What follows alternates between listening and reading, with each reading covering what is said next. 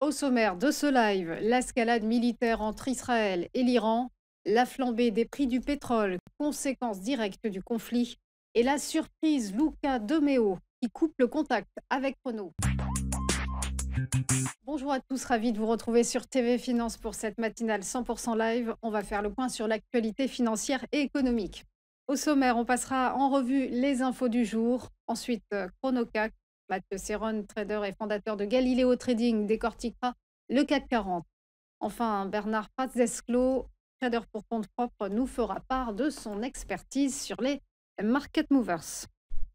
On commence par les temps forts de l'actualité et l'intensification militaire entre Israël et l'Iran au quatrième jour de guerre.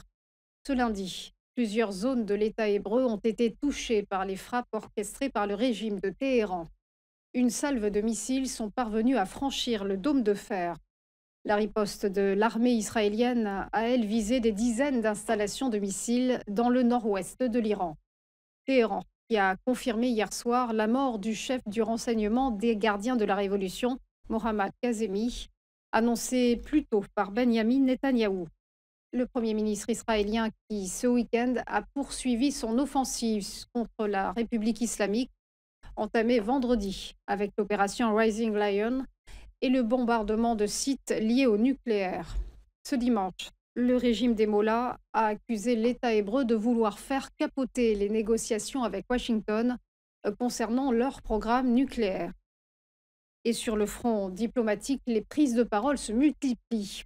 Sur son réseau social, Donald Trump a mis en garde Téhéran.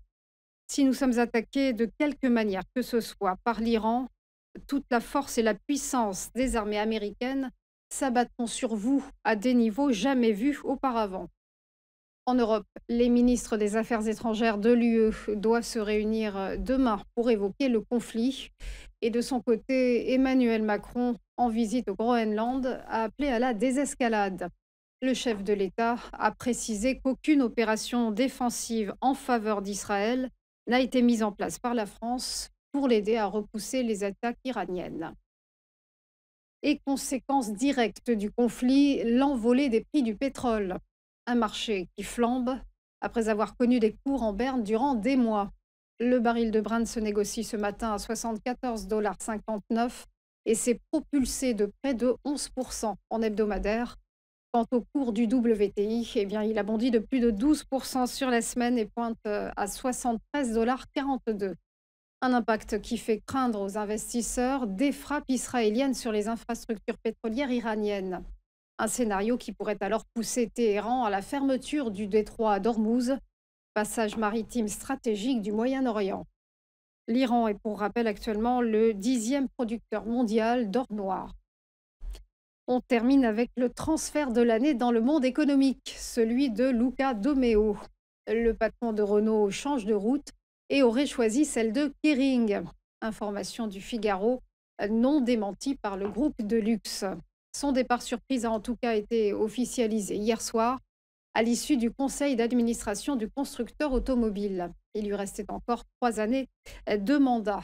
Après 5 ans passés chez la marque aux losanges, Luca De Meo s'oriente donc vers un groupe en crise où il devrait occuper le poste de directeur général. À 58 ans, le dirigeant italien viendrait épauler l'actionnaire majoritaire du groupe de François-Henri Pinault, qui pourrait dissocier les postes de PDG et directeur général. On passe au point bourse, le rappel de la clôture vendredi dernier avec des places européennes dans un rouge prononcé. Le CAC 40 a décroché de moins 1,04%.